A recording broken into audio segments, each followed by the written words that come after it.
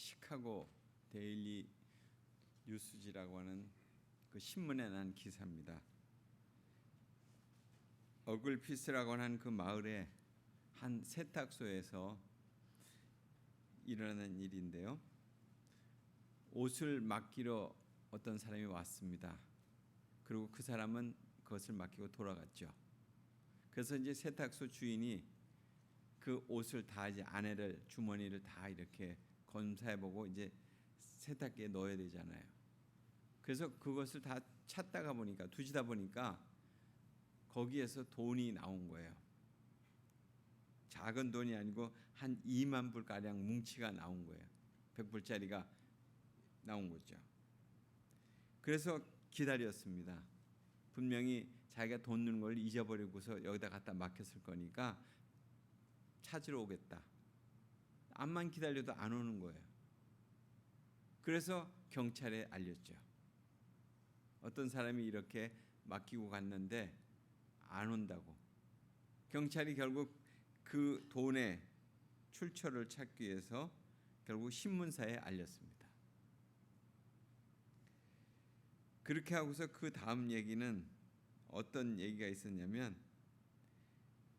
그렇게 해서 돈이 찾아가는 그런 과정 속에 맨 마지막 줄에 그런 얘기가 나온 거예요.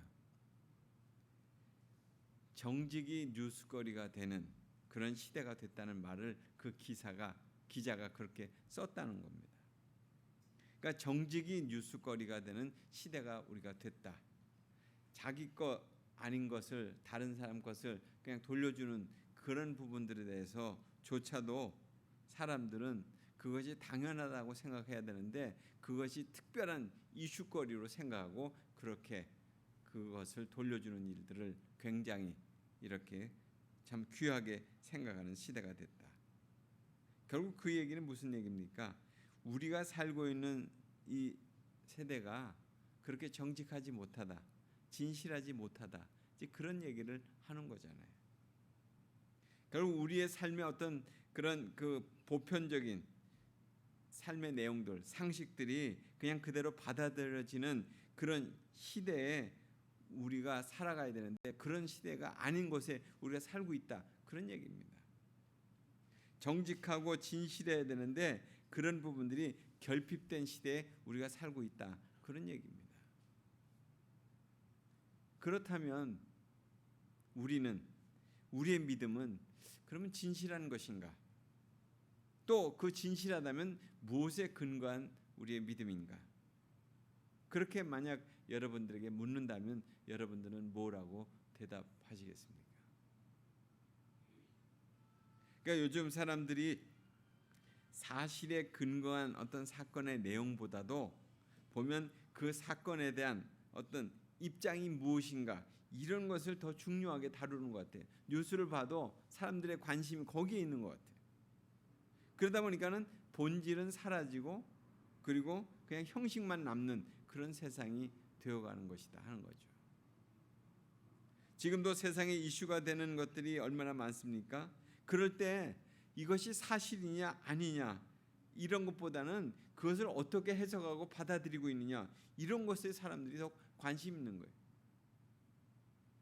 이 같은 현상들은 믿음이 어떻게 표현되는 것보다 그냥 그 사람이 믿음의 형식이 있느냐 없느냐, 믿음을 가졌냐 안 가졌냐, 이것만 보는 것과 같다는 그런 생각이 듭니다.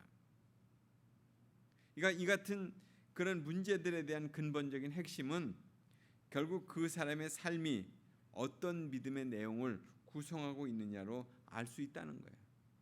그 사람이 어떤 믿음의 내용을 갖고 있느냐, 그것을 표현되는 거니까.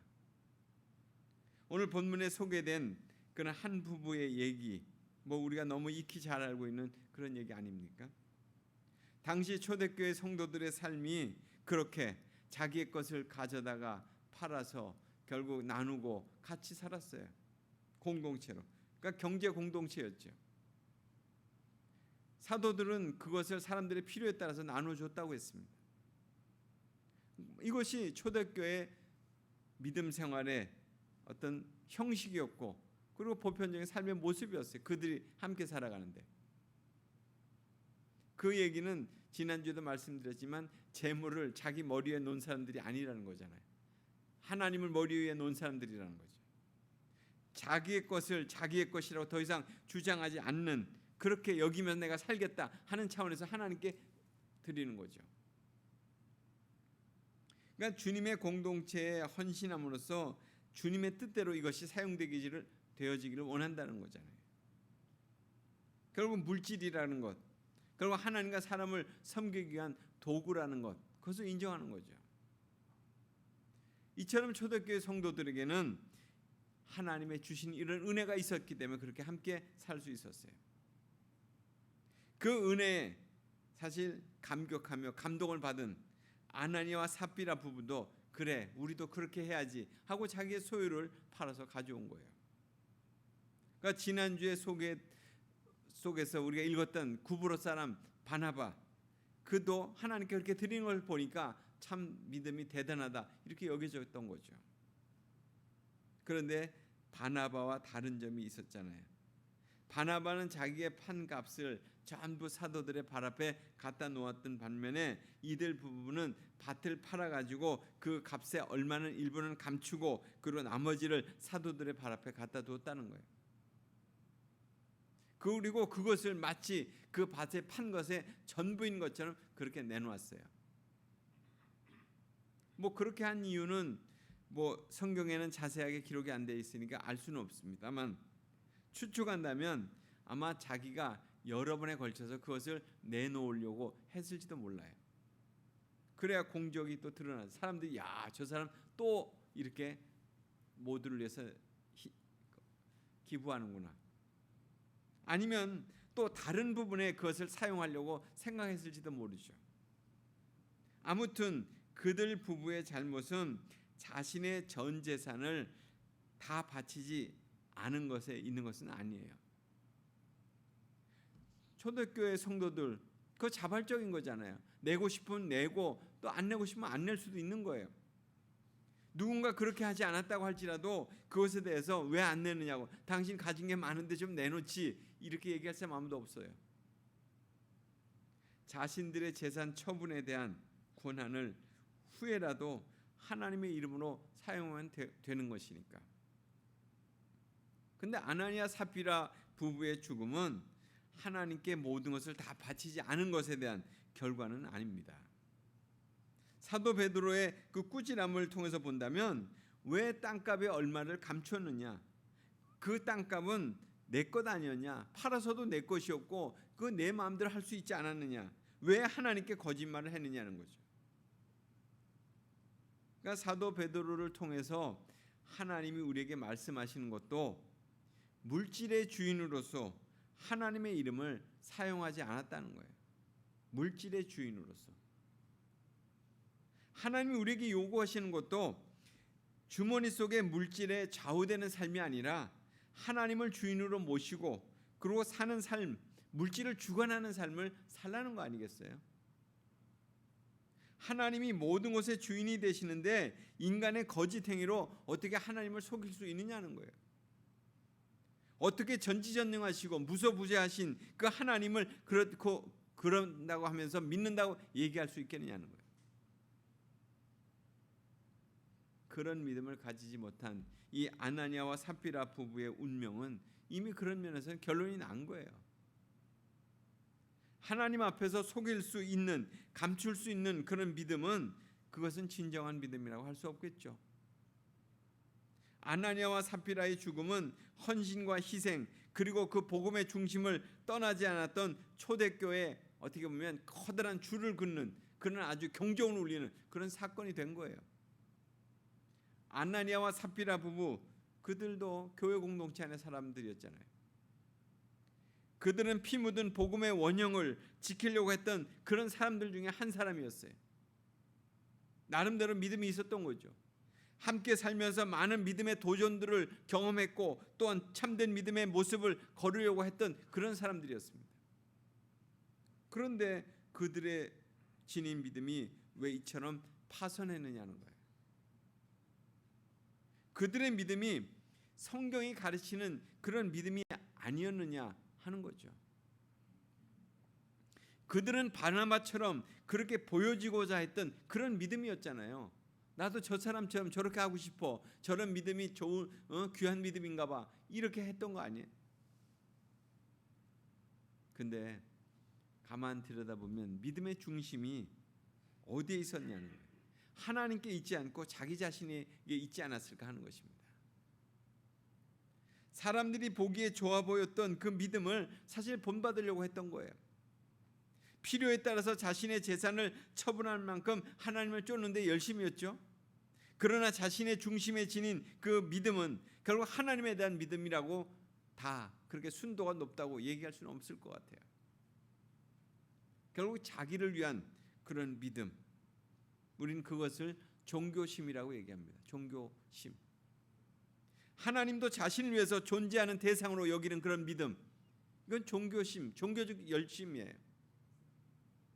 그런 믿음은 하나님이 자신을 위해서 생명을 주셨다는 것은 알지만은 자신이 하나님을 위해서 생명을 드릴 수는 없는 그런 믿음이에요. 우리들의 대부분의 믿음 생활이 더 이상 성장하지 못하는 부분이 바로 이 부분인 것 같습니다.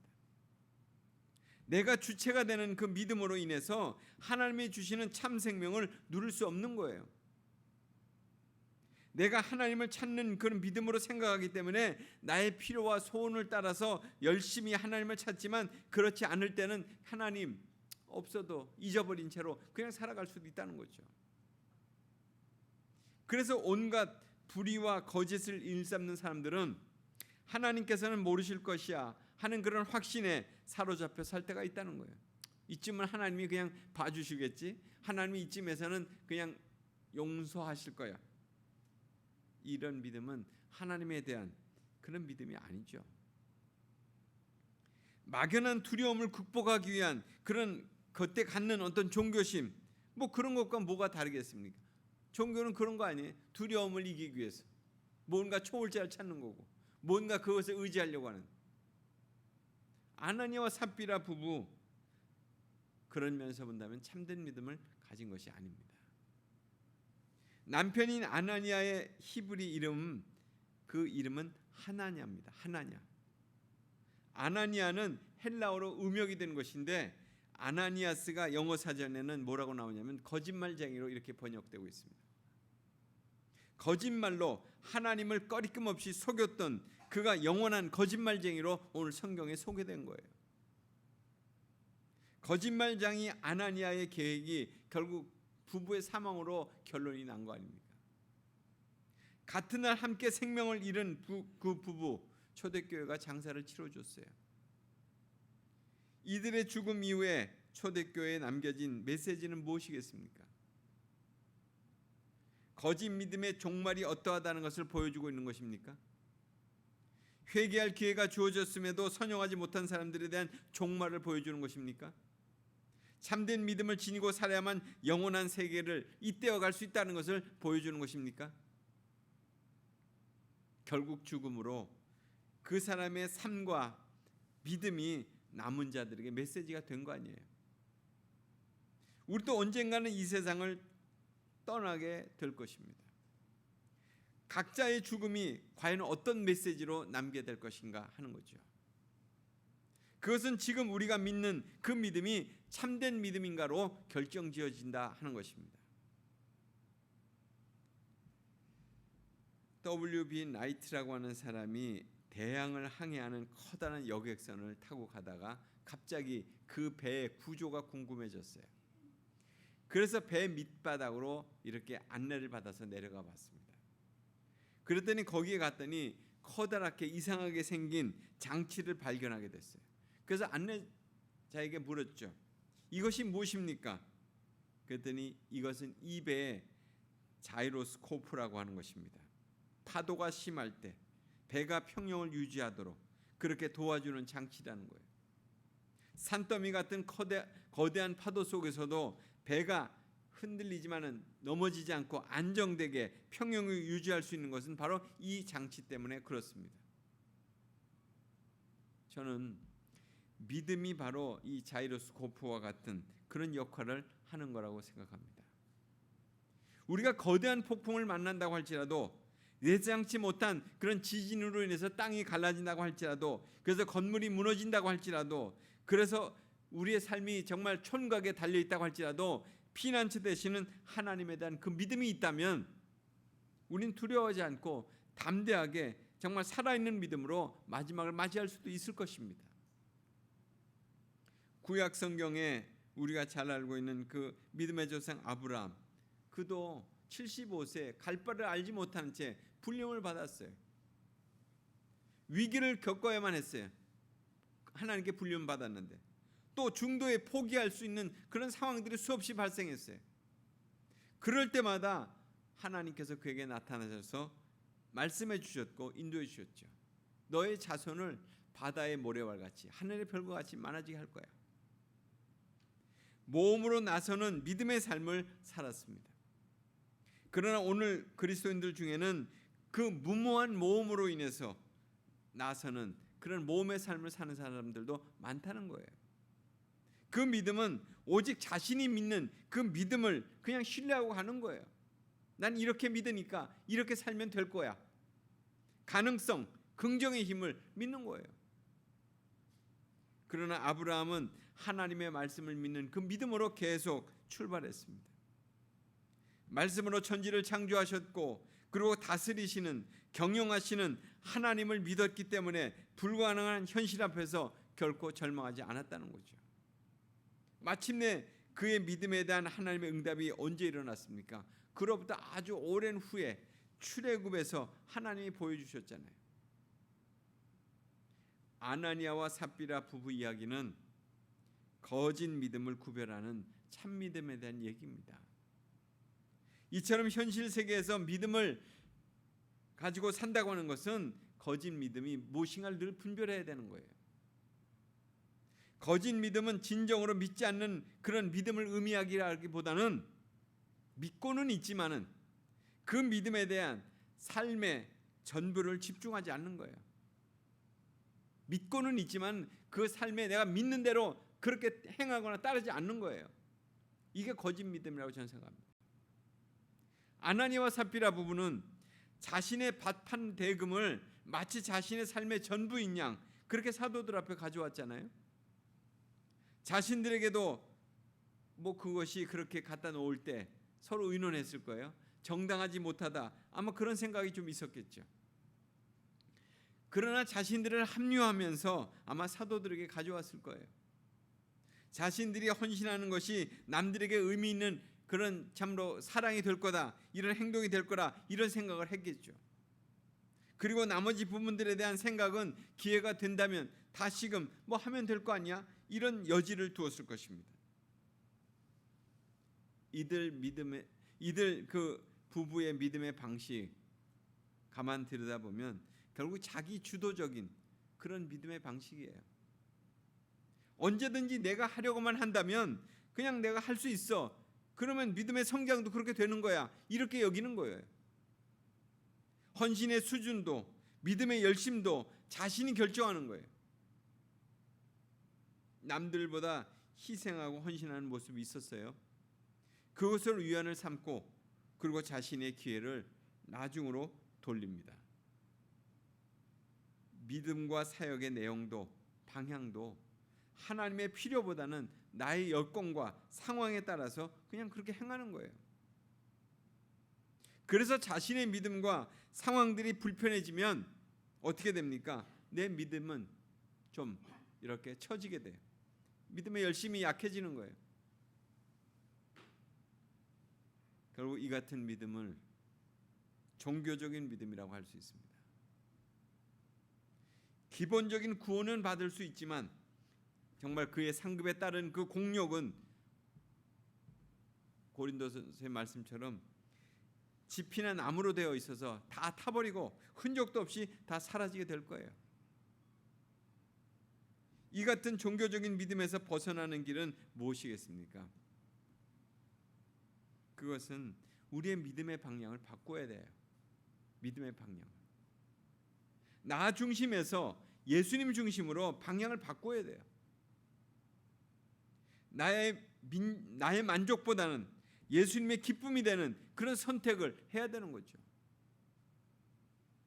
나를 위해서 예수님을 선택하는 것에서부터 예수님을 위해서 나를 드리는 그런 믿음의 내용을 내가 소유하는 것입니다. 오늘 안 오셨는데 어저께 손훈 목사님 교회를 새롭게 세상을 아름답게라고 하는 도서 출판 감사 예배가 있었어요. 제가 이제 기도 순서를 맡게 돼서 거기 가게 됐는데 그분이 81세에 세 번째 책을 출판하신 거예요. 81세. 누군가 그렇게 상기를 시켜주니까 그때 가서야 참 대단한 분이시네 이런 생각이 들었어요. 도전이 되고 감사가 되는 이유는 그분이 교회를 다른 데서 은퇴하셨지만 이분의 사역은 계속되고 있었다는 거죠. 교회와 선교에 대한 그런 관심과 노력이 결국 목회자와 또한 선교사에게 유익한 책을 만들게 된 동기가 된 거예요. 주님을 사랑하시는 그런 열정과 헌신이 없었다면 어떻게 그 같은 열매를 맺을 수 있었을까 그런 생각이 들었습니다. 대부분 은퇴 이후의 삶을 사시는 분들은 자신의 사역을 이제 마감한 것이니까 그냥 편안하고 자신의 건강을 위해서 노후를 그렇게 보내는 데 집중합니다. 대부분이 그래요. 우리 선배들을 이렇게 볼 때. 근데 이 손 목사님 어저께 누군가 축사를 하는데 그런 얘기를 또 하는 거예요. 지금 81세인데 10년 후에 또 한 권의 책을 내실 수 있게 되길 바란다고 그런 축사를 하는 거예요.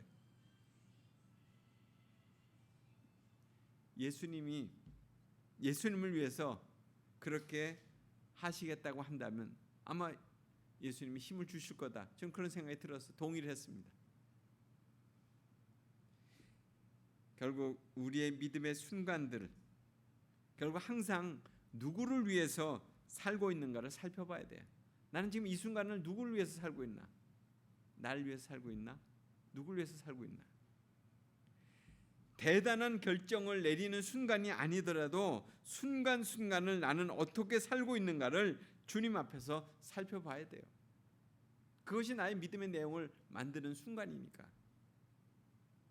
이 같은 믿음의 길을 걷기 위해서는 하나님과 동행하는 그런 참된 믿음이 필요합니다.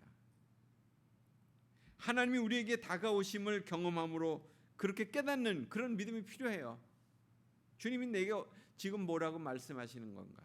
주님은 지금 이 순간에 어떻게 하기를 원하시는 건가? 이걸 계속 내가 반응하면서 깨닫는 거죠. 하나님이 우리의 삶의 최고의 가치가 되는을 늘 인정하는 그런 믿음이 있어야 되는 것입니다. 아나니아 삽비라 부부의 믿음의 실패는 물질의 일부만 드렸기 때문이 아니에요. 하나님이 자신의 삶의 전부임을 깨닫지 못했기 때문에, 또 하나님께 자기의 삶의 전부를 드리지 않았기 때문에, 이것은 우리의 어떤 참과 거짓보다, 우리의 삶에 있어서 참과 거짓보다도 더 우선시돼야 되는 그런 부분이에요. 우리는 우리의 생각으로 이것이 바른가, 이것이 그러지 않나 이런 생각만 자꾸 하는데, 그것보다 먼저 돼야 될 부분, 내가 정말 하나님 앞에서, 하나님의 그 말씀 앞에서, 하나님의 뜻 가운데서 이것을 내가 어떻게 반응하며 살고 있는가, 이것이 더 중요한 부분이라는 것입니다. 오늘 아나니아와 삽비라 부부, 우리에게 큰 믿음의 교훈을 준 것 같아요. 반면교사로 삼고 다시 한번 우리의 믿음의 내용이 참된 믿음으로 가득해지는 저와 여러분의 삶이 되기를 간절히 소원합니다. 같이 기도하겠습니다. 하나님 아버지, 감사드립니다. 하나님께서 우리에게 또다시 우리의 믿음을 새롭게 할 수 있도록 하나님 은혜를 주셔서 이제 그 참된 믿음으로 오늘도 또 살아가게 되기를 원합니다.